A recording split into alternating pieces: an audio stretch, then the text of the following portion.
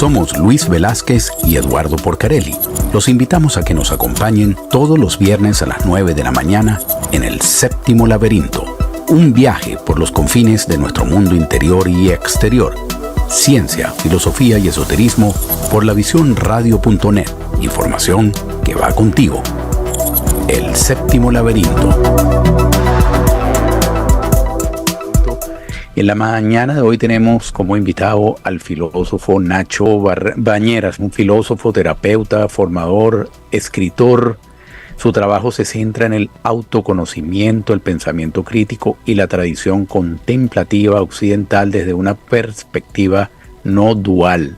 Nacho Bañeras es autor del libro, entre otros muchos, Actitud Estoica, La Revuelta Íntima del Corazón, Actitud Salvaje, Acompañamiento Filosófico, y recientemente acaba de publicar con la prestigiosa editorial Kairos el libro Spinoza y la no dualidad. Bienvenido, Nacho, un placer conocerte.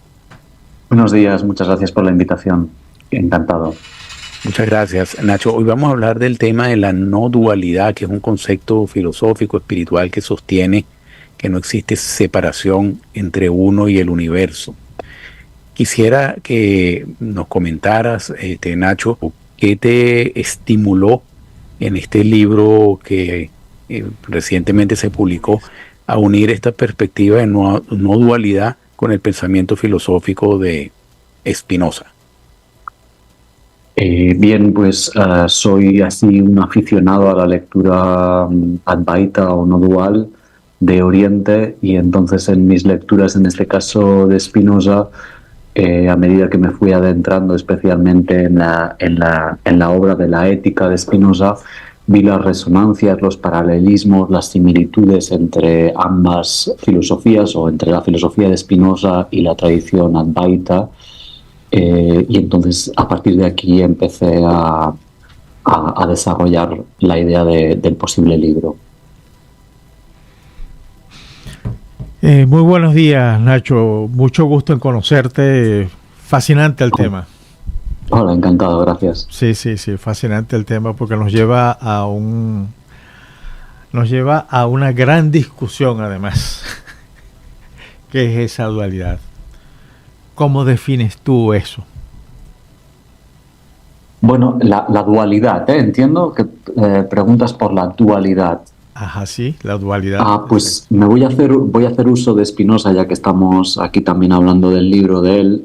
Me voy a aprovechar de su filosofía para entender que, tal y como presenta Spinoza la unidad o la no dualidad de la realidad, y por tanto también presenta la dualidad, es entendiendo que es un error de perspectiva, ¿no? Un error en el conocimiento, y en concreto Spinoza lo entiende.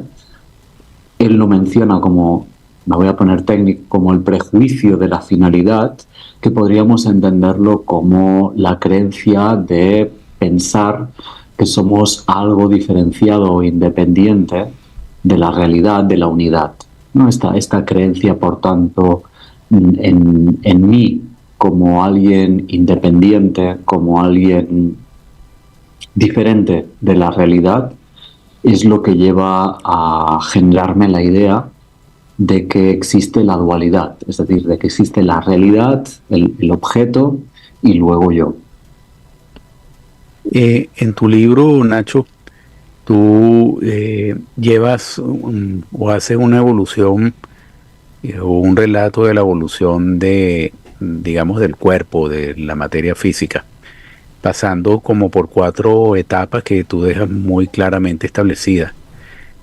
Hablas de Platón, la impureza y la limitación del cuerpo, la etapa del cristianismo, el cuerpo visto como una puerta hacia el pecado, en la modernidad el cuerpo como una máquina, y en esta etapa, digamos, de prevalencia del capital, el cuerpo como objeto, producto, etc.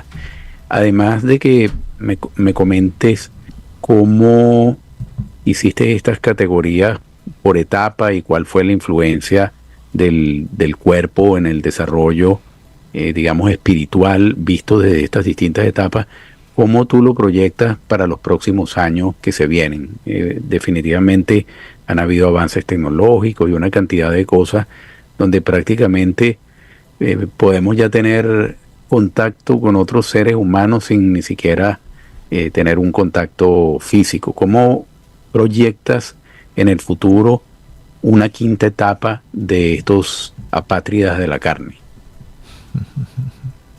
Bien, pues el capítulo de los apátridas de la carne viene también a dar respuesta a la pregunta, ¿no?, anterior, cómo se genera esta dualidad, y hago hincapié en, digamos, una crítica a Occidente a través de estas cuatro estaciones, que son 4 estaciones que yo pongo de una forma pedagógica, para mirar de comprender cómo nos hemos ido alejando cada vez más del cuerpo, de entender que el cuerpo somos nosotros como parte de la realidad, y que ese alejamiento ha provocado o ha facilitado la dualidad, ¿no? Empezando por Platón, que es un filósofo que escojo a Platón como un filósofo representativo de justamente la dualidad, ¿no? De cómo Platón entiende que más allá del mundo sensible, que es en el que estamos ahora, está el mundo de las ideas, y aquí ya provoca una dualidad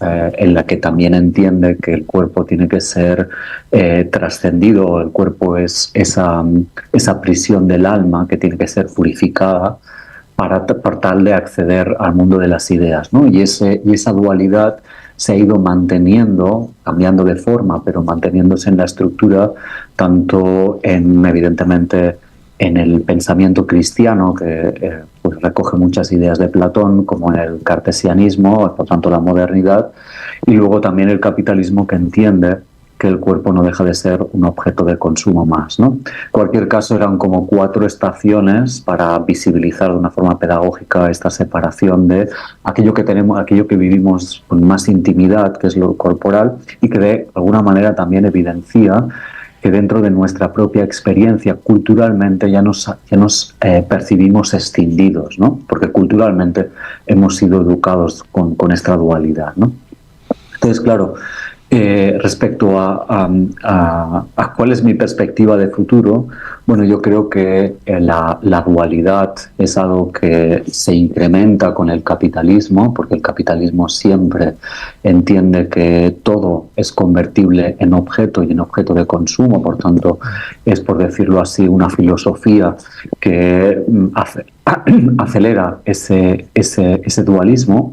Pero no obstante, la reivindicación de Spinoza también nos puede hacer entender que la reivindicación del cuerpo, y por tanto la reivindicación de la unidad, es también como una alternativa al capitalismo, porque también nos permite sentirnos parte de una totalidad, que creo que es algo que es necesario en nuestro presente tener muy en cuenta como un camino de resolución de muchos de los conflictos en los que hoy nos situamos.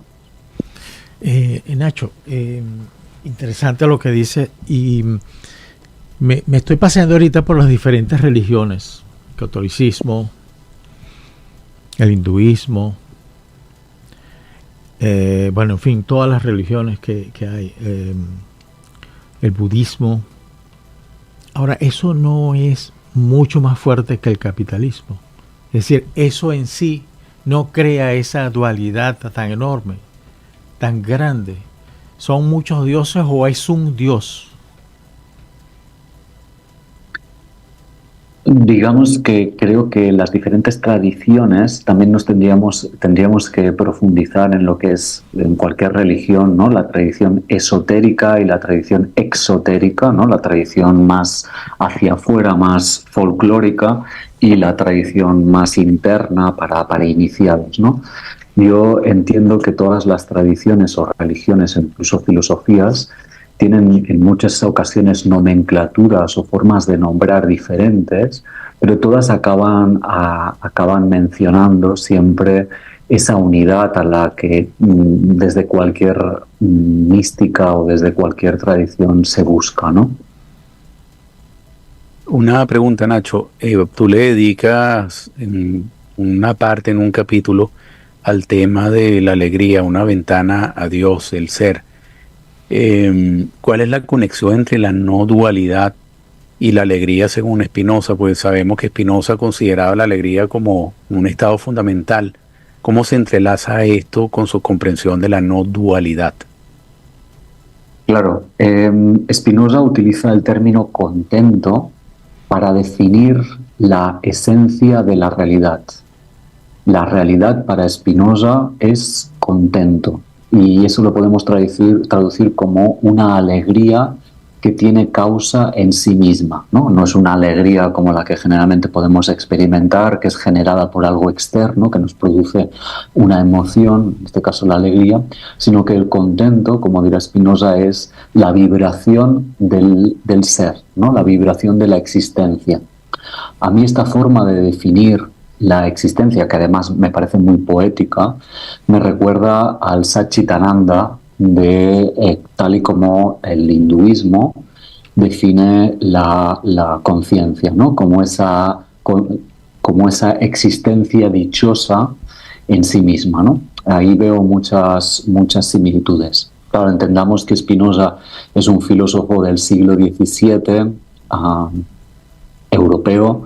Muy adelantado a su época, por cierto. Muy adelantado en su época, y también con cierta carencia de palabras, creo, para mencionar lo que iba descubriendo, ¿no? Evidentemente en el hinduismo tenemos una tradición que se mantiene, tiene una unidad en sí misma, y aquí encontramos, como presento a Spinoza, como algo excepcional. Quisiera que nos comentaras un poco, Nacho. A mí me llamó mucho la atención en la parte, lo leí un pedazo, el de la ignorancia de creernos a alguien, una falacia. ¿Por qué hay ignorancia en creernos a alguien? Spinoza creo que lo explica de una forma muy sencilla, entonces también voy a seguir utilizándolo a él para explicar esta pregunta, ¿no? Para dar la respuesta a esta pregunta. Spinoza dice que nosotros somos seres conscientes, y a la vez somos seres a los que aparece de vez en cuando un deseo. Entonces, cuando se unen ese deseo que aparece en nosotros con la conciencia, tenemos la ingenuidad de creer que somos nosotros quienes hacemos aparecer o creamos ese deseo. Y a partir de aquí empieza este prejuicio o esta ignorancia de creernos alguien independiente. Es decir, de caer en el error de creer que somos nosotros que deseamos. Sin embargo, aunque Spinoza no lo dice con estas palabras, en realidad lo que, si nos ponemos finos en lo que nos pasa, es que nos damos cuenta de un deseo, efectivamente, pero ese deseo no lo hemos generado nosotros, sino que más bien somos deseados por la vida. Y al tomar conciencia creemos que somos nosotros de una forma independiente, individualizada, las que tenemos ese deseo. Entonces ahí caemos en ese error. Sí. Tú sabes, yo no me he leído completo el libro, tu libro, que lo voy a leer porque me resulta muy interesante. Yo soy un poco aficionado a la filosofía, pero una de las cosas que me surgen es cuando tú hablas de alguien, estás hablando al mismo tiempo de la no dualidad. Sí, a ver, que no lo entiendo. Cuando yo hablo de alguien estoy hablando de la no dualidad. Así, al mismo tiempo. Claro, creo que en realidad estamos en la dimensión del lenguaje, y en la dimensión del lenguaje siempre es una dimensión dual. De ahí que creo, y Spinoza también lo entiende así, que para acceder a la experiencia de no dualidad hay que ir a través de la experiencia. Eso es algo que me gusta en particular de Spinoza, ¿no? Que para acceder a la sensación o a la experiencia de unidad o de no dualidad, a lo que nos invita es a experimentar dentro de nosotros ese contento. Para un ser humano, digamos, que nos está escuchando y, digamos, se está familiarizando con el pensamiento de Spinoza, se está familiarizando con la importancia de este concepto de la no dualidad. Yo creo que aprender ese concepto de la no dualidad nos puede ayudar en nuestro camino de evolución espiritual, más que si nos vemos como seres total y completamente duales, ¿no? ¿Cómo llevar eso al día a día de las personas que nos están escuchando? Y nos dicen, bueno, qué maravilloso que un filósofo hace más de 300, 400 años pensaba ya en estos temas, un filósofo que inspiró inclusive hasta mentes científicas. El propio Einstein decía que consideraba que su visión de Dios era la del Dios de Spinoza. Y entonces al mismo tiempo tú nos incorporas esta maravillosa conexión entre la no dualidad y el pensamiento de Spinoza. ¿Cómo lo llevamos al día a día de una persona? El adentrarnos en estas concepciones nos ayudan a evolucionar más como seres espirituales. Claro, me parece una pregunta muy interesante porque Spinoza creo que es muy rico en ofrecernos puertas para acceder a esta experiencia, ¿no? Una puerta es la dimensión de lo corporal. Como digo en el libro, la dimensión de lo corporal la tenemos olvidada, ¿no? Utilizamos el cuerpo como si fuera una máquina y pues eso, tenemos la experiencia de vivirnos escindidos entre la cabeza, que es a la que damos prioridad, a la que tenemos bien considerada, y al cuerpo, que es el instrumento para que podamos hacer en realidad todo lo que vamos queriendo, ¿no? Entonces ahí hay una primera puerta de acceso a la experiencia de unidad.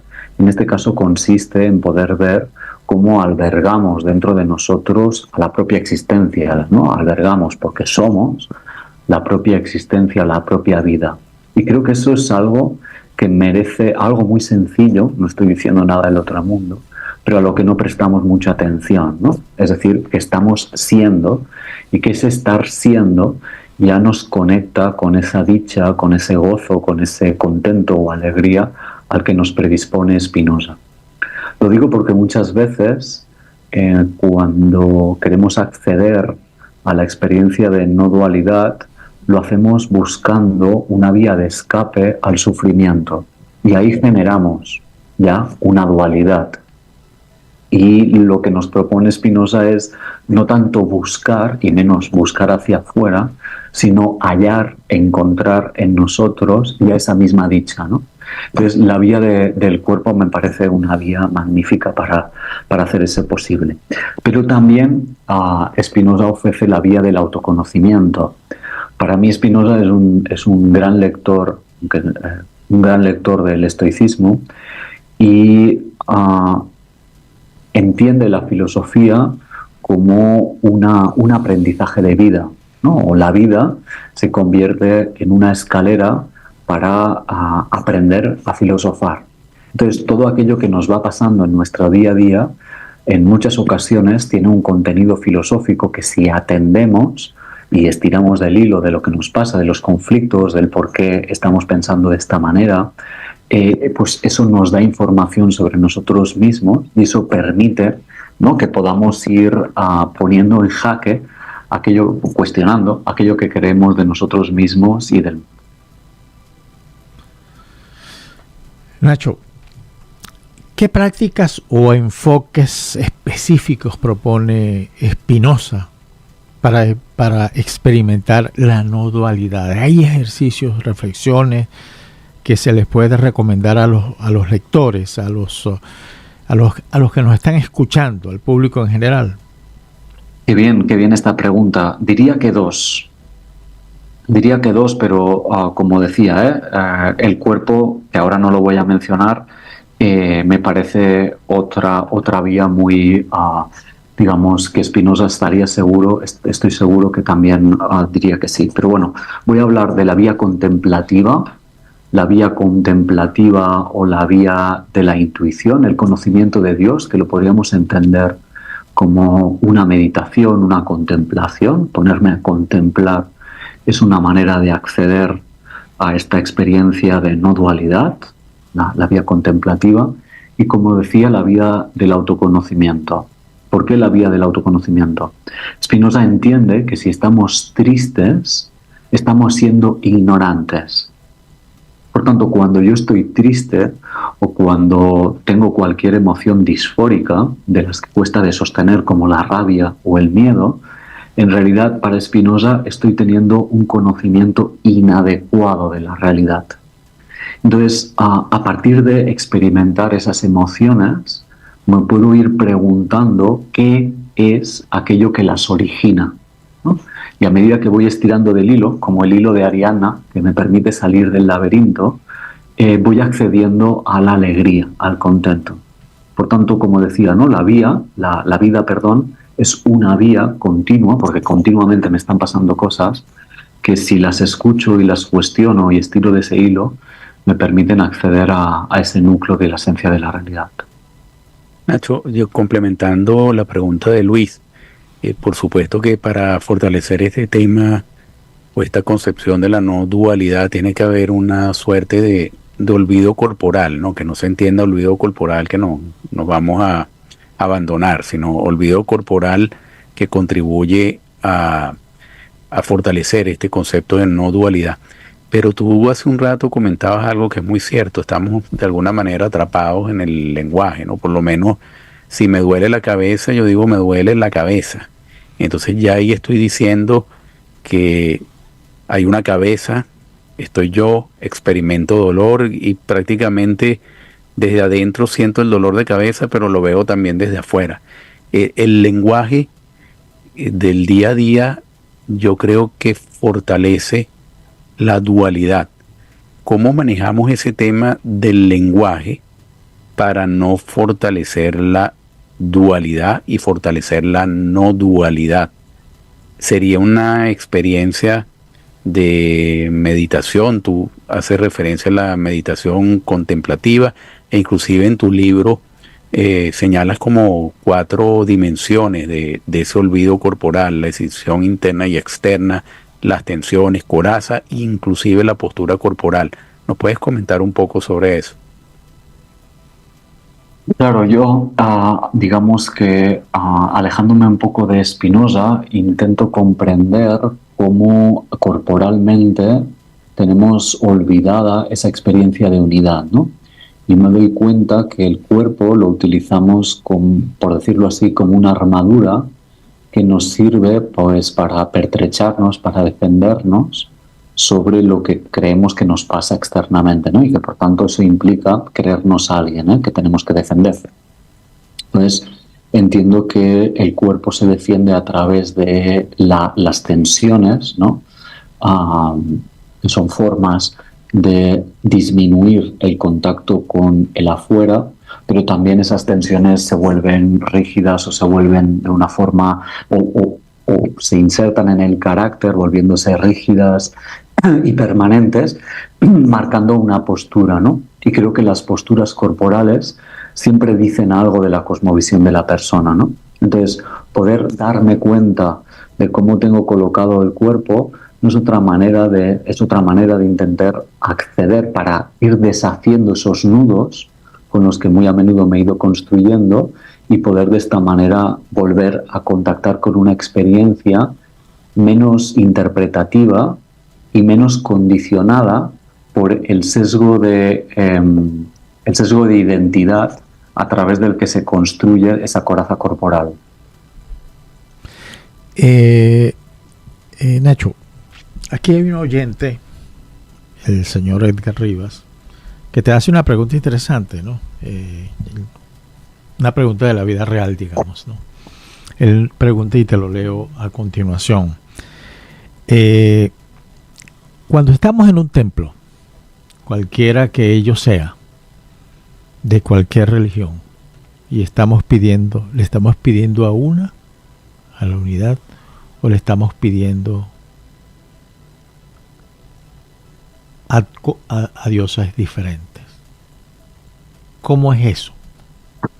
Muchas gracias a Edgar por la pregunta. Un saludo desde aquí. Yo me voy a quedar, para saltar la pregunta, me voy a quedar con la etimología de contemplar, ¿no? Cuando yo me acerco a un templo, de ahí viene la palabra contemplar, ¿no? Estoy cerca, estoy con el templo, contemplar. Pero en vez de contemplar algo que está externo a mí, lo que yo invito es a contemplar lo interno, que no deja de ser otra forma de, digamos, que no deja de ser esa misma representación de la realidad, ¿no? Por tanto, yo lo que diría es que en vez de buscar dioses externos, como dirá Spinoza, nos consideremos a nosotros un Dios y un único Dios. Y aquí en el libro matizo la palabra Dios, porque Dios tiene muchas connotaciones, ¿no? Dios tiene muchas connotaciones religiosas, muchas connotaciones de religiones, y entonces yo cambio la palabra Dios por ser. Y para lo que para mí es importante, digamos, la tesis de Spinoza es que todos somos ser. Entonces, cuando yo voy a buscar ese ser, lo mejor que puedo hacerlo es encontrarlo dentro de mí, ¿no? Porque yo lo estoy encarnando en este momento. Y la dificultad es caer en la percepción de que yo soy un ser independiente, ¿no? Esa es la dificultad. Entonces ahí empieza el trabajo de autoconocimiento. Oye, gracias por la respuesta. Bien interesante lo que nos has dicho. ¿Cuál es el papel de la contemplación en la no dualidad según Spinoza? La contemplación es a menudo un componente importante en la espiritualidad. ¿Cómo se relaciona con la no dualidad?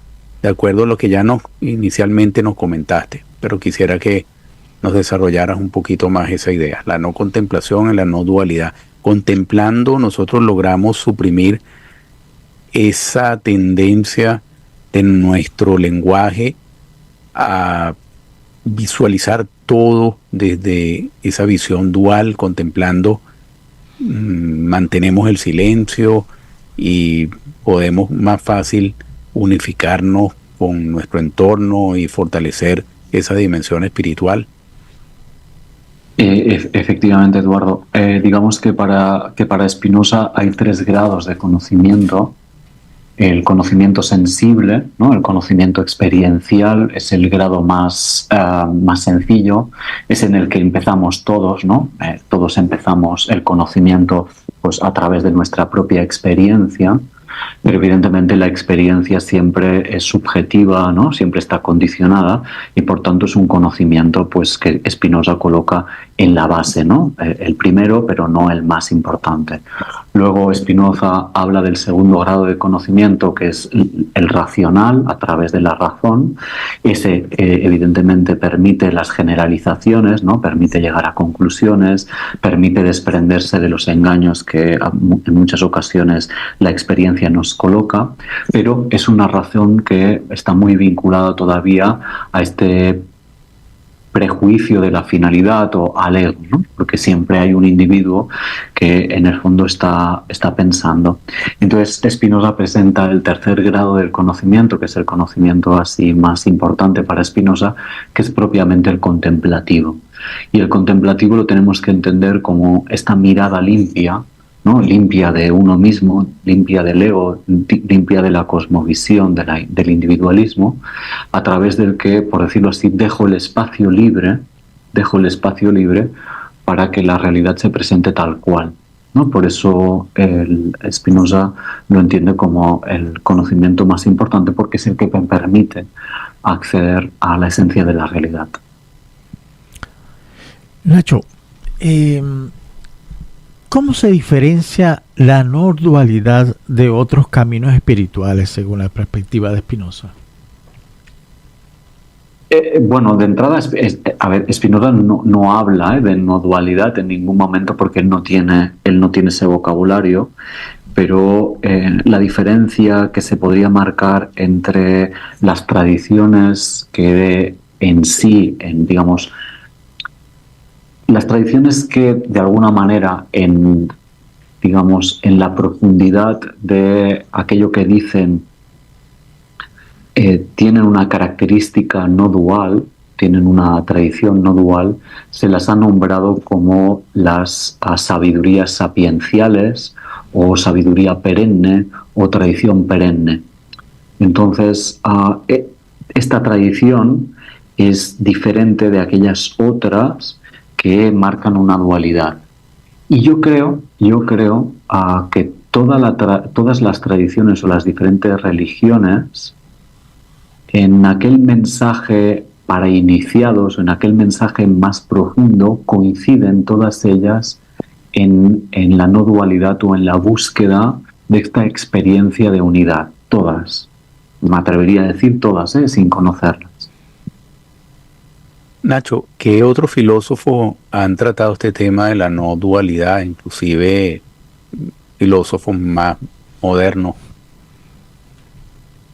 Claro, cuando oyemos hablar de la no dualidad, generalmente nos vamos a Oriente, que tiene una tradición pues mucho más con un hilo unitario, que tiene una tradición en la que han ido apareciendo muchas voces que han ido diciendo lo mismo, y aquí en Occidente esta tradición no ha sido tan marcada, ni ha habido esa línea como si fuera una escuela, ¿no? No obstante, encontramos muchos filósofos que de alguna manera se pueden enmarcar dentro de esta tradición de la sabiduría perenne, ¿no? Pienso, por ejemplo, en filósofos antiguos como Heráclito, Parménides o Plotino, filósofos más cercanos a nosotros, como por ejemplo Heidegger, María Zambrano, Simone Weil, son filósofos que de alguna manera dentro de su acervo de pensamiento, si bien no se pueden inscribir, como también digo de Spinoza, en una tradición ortodoxa de no dualidad, porque aquí en Occidente no la ha habido, sí que están muy cercanos o son muy cercanos a esta forma de entender la realidad. Sí, ahora que hablas de Oriente, me preguntaba la existencia de diversas técnicas de meditación en sus creencias, cada una tiene, existe en cada maestro que tiene su propia técnica, con o sin mantra, o ejercicios previos, ejercicios posteriores, caminatas durante la... ¿Qué hace diferente estas técnicas de la no dualidad? ¿Cómo comprender todo esto dentro de la dualidad? Estamos en el mismo escenario. Lo que a donde quiero llegar es, ¿existe uno solo? ¿O hay más? Creo que existen diferentes caminos, tantos caminos como personas. Y existiendo infinitos caminos, hay un mismo destino. Eso es lo que diría. Entonces, no hay un camino correcto, sino que creo que cada persona ha de encontrar el suyo propio. Y a medida que se va avanzando en el camino, uno va descubriendo a la vez las dificultades que le impiden continuar avanzando en ese camino. Esas dificultades, muy a menudo, o no, esas dificultades, lo digo así más asertivamente, siempre tienen como núcleo al ego, ¿no? Siempre hay un deseo interno de controlar, siempre hay un deseo interno de prever, siempre hay un deseo interno de poder diferenciar entre lo que nos conviene y lo que no nos conviene, y todos esos deseos que se apuntalan en el ego acaban siendo dificultades para acceder a esa unidad, ¿no? Esa experiencia de no dualidad. Por tanto, quien se acerca a la meditación o quien se acerca a la oración cristiana, por poner dos ejemplos diferentes, pero se va adentrando en la experiencia, creo que progresivamente lo que va buscando es esa experiencia de unidad. Nacho, en la medida que nosotros nos desarrollamos como seres humanos en el mundo actual, uno encuentra que hay un fortalecimiento importante del ego, que a veces fortalecer el ego es como un mecanismo de sobrevivencia. Pero también cuando pensamos que si queremos trascender como seres humanos necesitamos enfocarnos o fortalecer esa dimensión espiritual, y parte del objetivo de tu libro es ayudarnos a entender cómo fortalecer esa no dualidad basada en el pensamiento de Spinoza. Ahora, en el día a día, como seres humanos, ¿cómo comenzamos a romper ese nexo centrado en el ego para poder incursionar en esta dimensión de espiritualidad con más tranquilidad, con más facilidad? Claro, pues no sé lo que os parece a vosotros, ¿no? Pero yo parto de la idea de que en Occidente, pero ya de una forma, ¿no?, globalizada también para Oriente, la modernidad ha consistido en ir denunciando lo que eran referentes externos y progresivamente ir ubicando al individuo como el único referente para construir su propio destino. Es decir, que a día de hoy, cuando todo es posverdad, cuando no hay autoridades morales, cuando no tenemos una filosofía muy clara, con lo que nos encontramos a nivel individual es con una inmensa soledad que me empuja a ser yo mi único referente. Y evidentemente pues aquí pues podemos caer en este narcisismo, ¿no? Porque a la vez me encuentro siendo el único referente que tengo disponible para responder a las preguntas y a los retos que me encuentro en mi día a día, ¿no? Entonces, claro, eso es algo con lo que me voy a encontrar y a la vez una dificultad porque me sirve como asidero, es decir, yo a mí mismo me sirvo como asidero, me sirvo como el único referente que tengo a día de hoy, porque desconfío de los otros y a la vez ese mismo referente es un obstáculo para este camino. Entonces, me gusta considerarme a mí mismo como referente, como un referente contingente, un referente relativo, un referente que lo podemos entender como una narración, ¿no? Yo no dejo de ser una narración que progresivamente va cambiando, pero que tiene el estatus, o que tiene, sí, el estatus de un cuento, ¿no? Yo no dejo de contarme cosas que me sirven para vivir, pero creo que es importante tener en cuenta que no dejan de ser cuentos, ¿no? Y que tienen ese estatus de cuentos. Y que por tanto, a la vez que me sirven de referente, pues es importante que no me los acabe de creer del todo, ¿no? Porque son cuentos hechos desde mi pobre experiencia, desde mi pobre conocimiento, desde mi pobre visión, ¿no? Entonces, bueno, creo que ahí hay una danza interesante entre una y otra, sin creerme una y buscando la otra. Interesante. Nacho, perdona ese bombardeo que te tenemos con la cantidad de preguntas que te hemos hecho, pero es que esto es interesante. Esto es muy bueno, te confieso. Me alegro escucharlo, muchas gracias.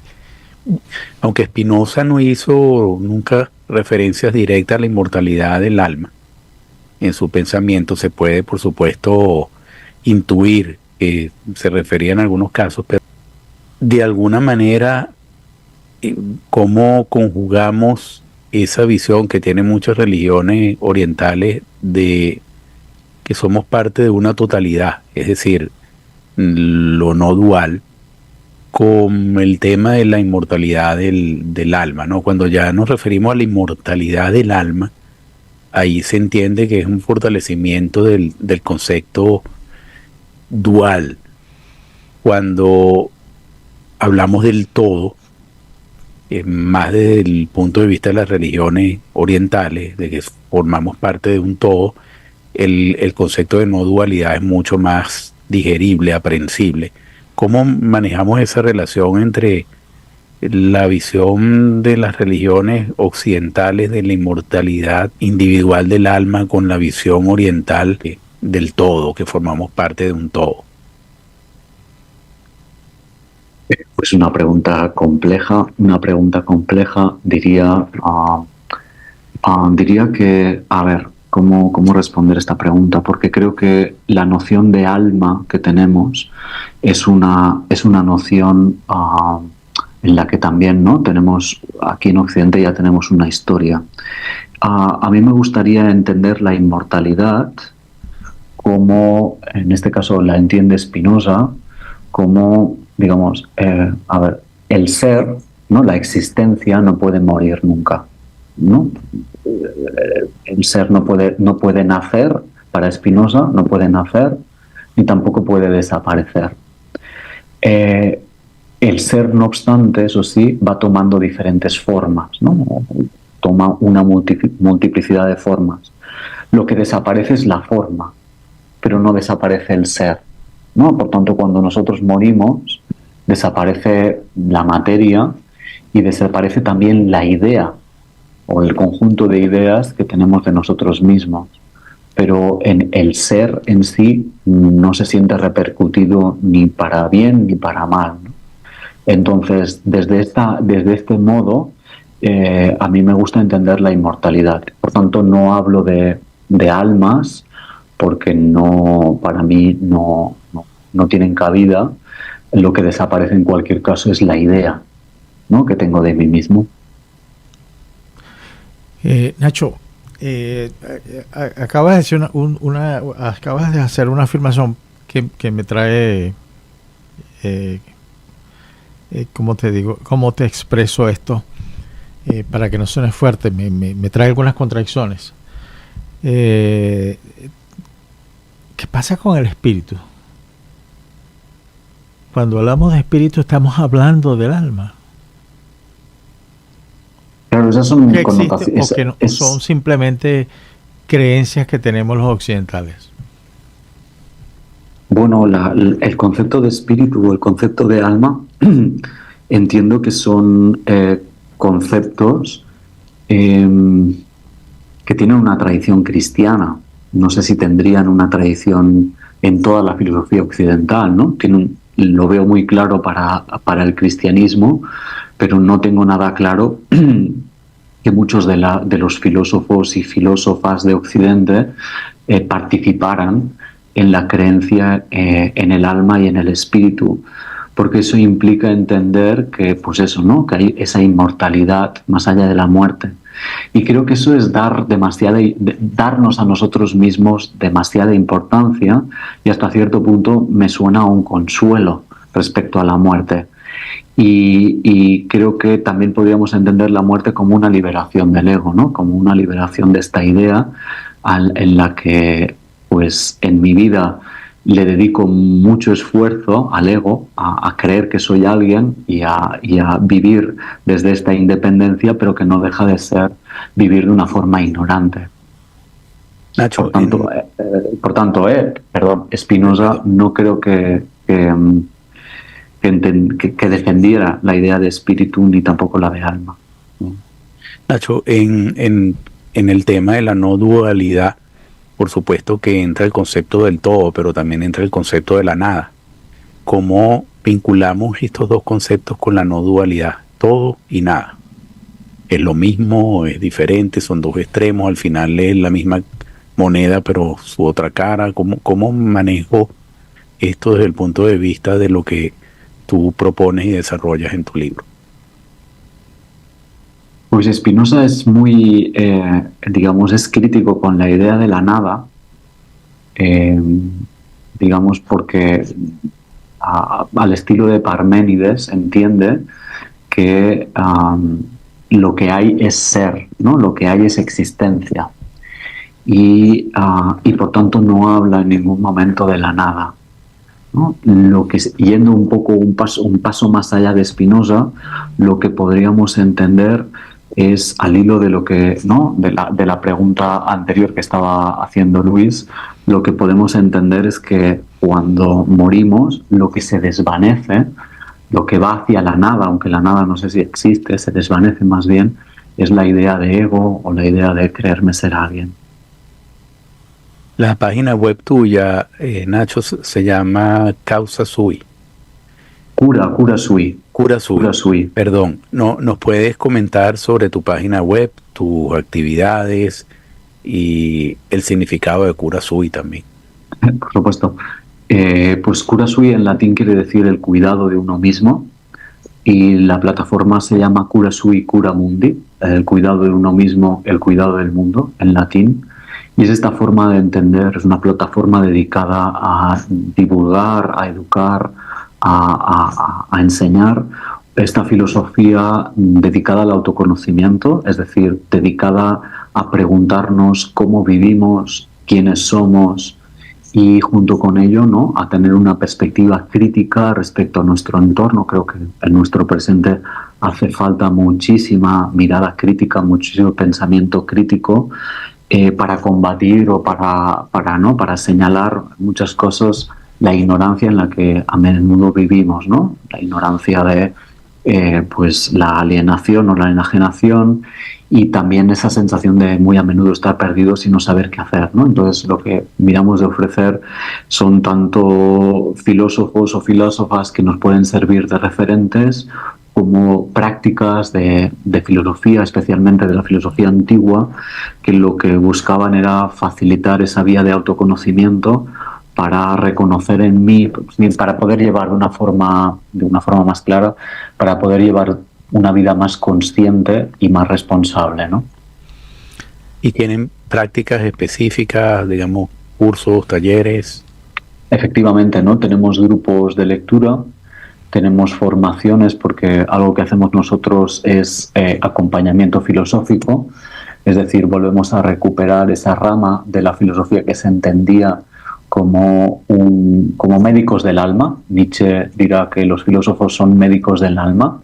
Evidentemente es una rama que se la ha quedado la psicología, pero que la filosofía también tiene mucho que decir, porque hay muchas preguntas o mucho sufrimiento del ser humano que tiene que ver más con las creencias, ¿no?, a través de las que se construye y a través de las que vive. Y la filosofía pues ofrece ese camino para descubrir, ¿no?, las creencias a través de las que yo vivo y en las que muchas veces me encuentro que me generan problemas, ¿no?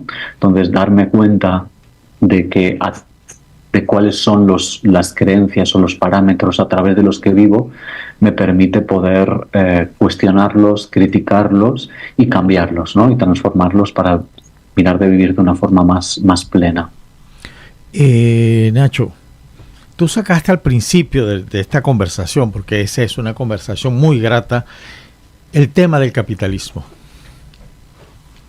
Y es cierto, el capitalismo es otra forma de ver las cosas en donde no se considera ni la no dualidad, ni la dualidad, ni absolutamente nada. Dentro de todo lo que tú nos has dicho, cómo encaja el capitalismo, cómo podemos... ¿cómo te digo yo? No apartarnos del medio donde vivimos, pero sí hacernos una especie de paraguas para tener una vida más normal. Bueno, me parece importante de alguna manera, ¿cómo decirlo?, no blanquear al capitalismo, no visibilizar la sombra que implica esta filosofía, porque no deja de ser una filosofía, y poner encima de la mesa cuáles son las repercusiones de vivir en esta filosofía. Yo creo que sí que podemos ser críticos con esta manera de vivir o esta manera de entender el mundo, que objetiva todo lo que tiene delante y que busca ese rendimiento económico siempre, ¿no?, y cada vez más. Creo que eso lo podemos poner en cuestión y con esa mirada crítica buscar otra forma de vivir que sea más acorde con nuestra dimensión humana, ¿no? Porque evidentemente, creo que también lo mencionabais al principio, pues cada vez hay más tecnología, cada vez hay más inteligencia artificial y creo que eso nos aleja de nuestra dimensión humana. Nacho, para mí ha sido un verdadero placer haber conversado contigo.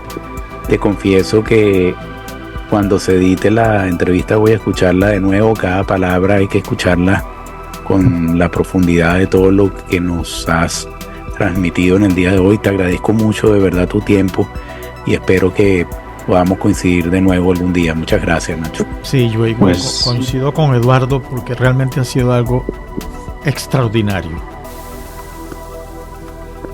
Bueno, pues muchísimas gracias por las preguntas que también me ayudan a pensar. Espero haber sido lo suficientemente claro y bueno, y si no, pues nos ponemos en contacto y volvemos a aclararlo. Muchísimas gracias a vosotros. Les recuerdo que el libro de Nacho Bañera se consigue en Amazon en la versión digital y en la versión impresa, editorial Cairo. Hasta una próxima oportunidad. Los esperamos la próxima semana. Gracias.